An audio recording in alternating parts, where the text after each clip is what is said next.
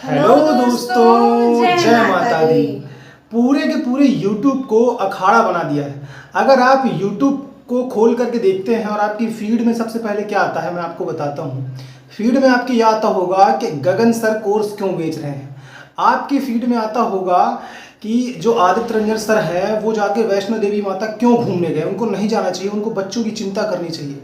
आपके फीड में ये भी आता होगा कि जो अभिनय सर हैं वो सबसे पैसे कंट्रीब्यूट करवा रहे हैं लेकिन कर कुछ नहीं रहे हैं। आपके फीड में ये भी आता होगा कि जितने भी अध्यापक हैं सब अपना अपना काम देख रहे हैं, कोई भी बच्चों की हित की बात नहीं कर रहा है। और ये फीड में डालने वाले कौन हैं पता नहीं। ऐसे व्यक्ति कौन से ऐसे व्यक्ति हैं जो ये इस तरह की वीडियो अपलोड करते हैं पता नहीं। मतलब ऐसे लोग जिनका कोई नामो निशान नहीं है, ऐसे लोग जिनका कोई अस्तित्व नहीं है, वो ऐसे अध्यापकों पर उंगली उठा रहे हैं जो अध्यापक हर पल हर क्षण हमारे साथ विद्यार्थियों के साथ खड़ा रहा है। सोचने वाली बात यह है कि अगर गगन सर कोर्स बेच रहे हैं तो क्या ये पहली बार बेच रहे हैं? अगर वो अपना नया एक सेटअप बना रहे हैं तो क्या वो पहली बार बना रहे हैं? अगर अभिनय सर हमारे हक की बात कर रहे हैं और लोगों से पैसा कलेक्ट कर रहे हैं, ये पहली बार कर रहे हैं? नहीं कर रहे हैं। हालांकि पैसे को उन्होंने पहले कभी कलेक्ट नहीं किया क्योंकि ये लड़ाई बहुत लंबी है। तो एक दूसरे से टीचर्स से मिल करके, बच्चों से तो पैसा नहीं लिया जा रहा है, टीचर्स आपस में मिल करके पैसा इकट्ठा कर रहे हैं। अगर आदित्य रंजन सर वैष्णो माता के दर्शन करने गए हैं तो क्या वो भगवान के मंदिर में पहली बार गए हैं? पहले भी वो जाते रहे हैं। इन पर सवाल क्यों उठना चाहिए? रही बात बच्चों की, तो बच्चों की बात यह है कि बच्चे बहती हुई नदी के जैसे हैं। इनकी धारा को तुम जिस जगह पे मोड़ दोगे उस जगह पर ये मुड़ जाएंगे। अपना दिमाग ये लोग नहीं लगाते हैं कि इनका दिमाग कहाँ है, इनके लिए सही क्या है, इनके लिए गलत क्या है, वहां पर इनका दिमाग नहीं जाता है। हम दोनों खुद एक विद्यार्थी हैं और खुद कॉम्पिटिटिव एग्जाम की तैयारी करते हैं जिसमें मोस्टली हमारा एसएससी और रेलवे ही रहता है।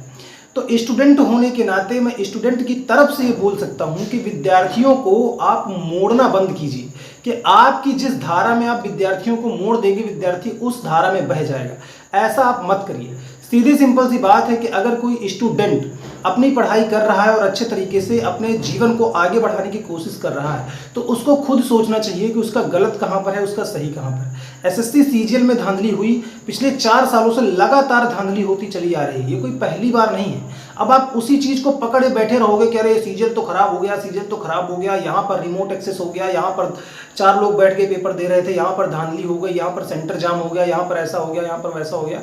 आप अगर उसी चीज को लेकर के बैठे रहोगे तो बाकी एग्जाम पर कब फोकस कर पाओगे?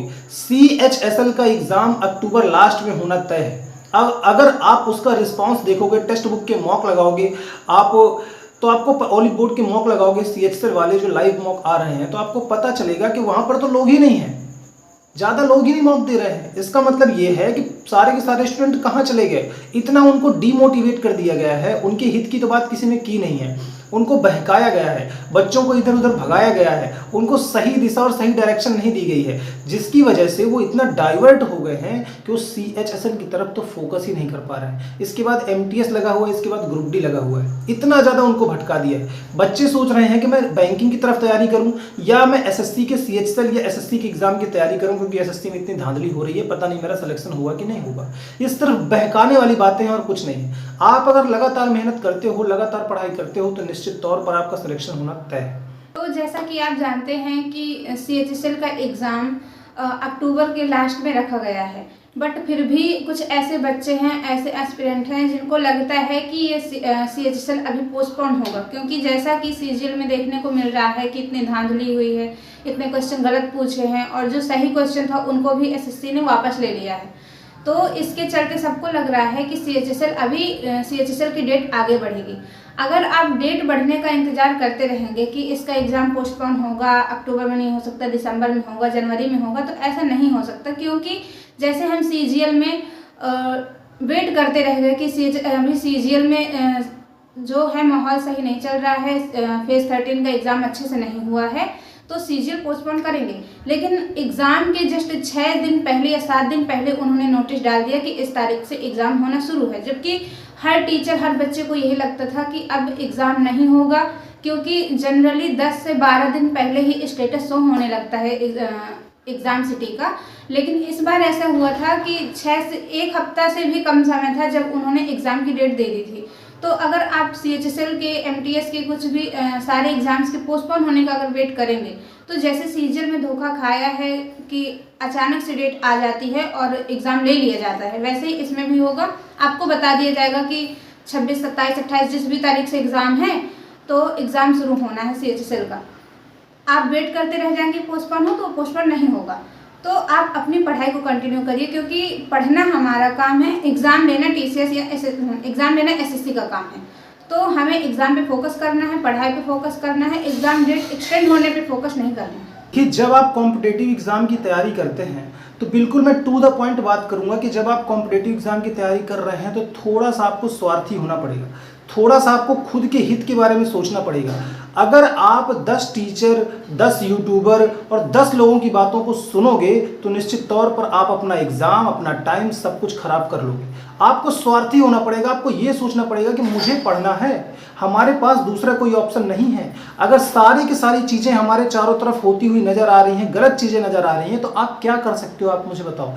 सब कुछ तो करके हम लोगों ने देख लिया, प्रोटेस्ट कर लिया, ट्विटर कैंपेन कर लिया, जा करके हमें DOPT मिनिस्टर के पास भी चले, सब कुछ कर लिया, क्या अभी कुछ हुआ है? अगर हम इस उम्मीद पर बैठे हुए हैं कि कुछ ना कुछ आगे चल के होगा तो फिर बैठे रहो। कब होगा कुछ पता नहीं है, कैसे होगा कुछ पता नहीं है। अगर आप बैठ करके सिर्फ इस चीज़ का इंतजार करोगे कि सब कुछ अच्छा होगा तो कुछ भी नहीं होने वाला है। आपके हाथ में सिर्फ और सिर्फ पढ़ना है, आपके हाथ में सिर्फ और सिर्फ पढ़ाई करना है। आप पढ़िए, अच्छे से पढ़िए, मेहनत करके पढ़िए। जब आप पढ़ोगे, मॉक टेस्ट लगाओगे, जब मॉक टेस्ट लगाओगे आपको अपने लेवल का पता चलेगा, कहाँ पर आप लैग कर रहे हो, कहाँ पे आप लैग नहीं कर रहे हो, कौन से आपके वीक पॉइंट है, कौन से आपके स्ट्रॉन्ग पॉइंट है, उनको आप अच्छे तरीके से देखिए। आपके पास केवल यही है। आप दुनिया भर की चीज़ें देखोगे, तरह तरह के वीडियो देखोगे तो आप सिलेक्शन से बहुत दूर चले जाओगे। तो है ना, एक स्टूडेंट होने के नाते मैं आपकी बात को आप के ही सामने मैं समझा रहा हूँ कि आप ऐसा करिए और निश्चित तौर पर आपको सफलता मिलेगी। दुनिया भर की चीज़ें, दुनिया भर की बातों की तरफ ध्यान मत दीजिए।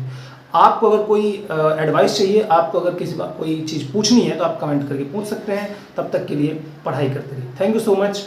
जय माता दी।